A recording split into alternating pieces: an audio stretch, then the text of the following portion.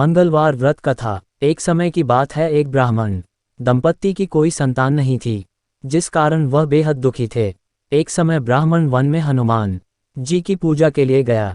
वहां उसने पूजा के साथ महावीर जी से एक पुत्र की कामना की।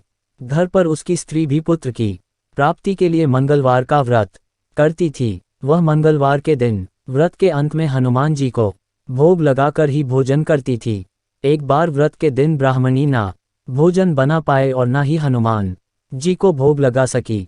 उसने प्रण किया कि वह अगले मंगलवार को हनुमान जी को भोग लगाकर ही भोजन करेगी। वह भूखी प्यासी 6 दिन तक पड़ी रही। मंगलवार के दिन वह बेहोश हो गई। हनुमान जी उसकी निष्ठा और लगन को देखकर प्रसन्न हुए। उन्होंने आशीर्वाद स्वरूप ब्राह्मणी को एक पुत्र दिया और कहा कि ये तुम्हारी बहुत सेवा करेगा।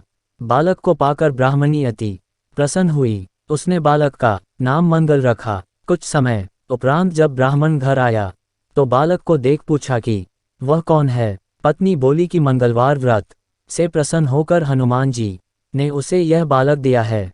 ब्राह्मण को अपनी पत्नी की बात पर विश्वास नहीं हुआ। एक दिन मौका देख ब्राह्मण ने बालक को कुएं में गिरा दिया। घर पर लौटने पर ब्राह्मणी ने पूछा कि मंगल कहाँ है।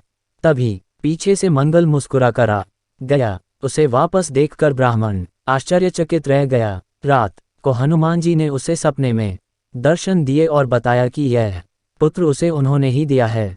ब्राह्मण सत्य जानकर बहुत खुश हुआ। इसके बाद ब्राह्मण दंपत्ति प्रत्येक मंगलवार को व्रत रखने लगे। जो मनुष्य मंगलवार व्रत कथा को पढ़ता या सुनता है और नियम से व्रत रखता है, उसे हनुमान जी की कृपा से सब कष्ट दूर होकर सर्व सुख प्राप्त होता है और हनुमान जी की दया के पात्र बनते हैं।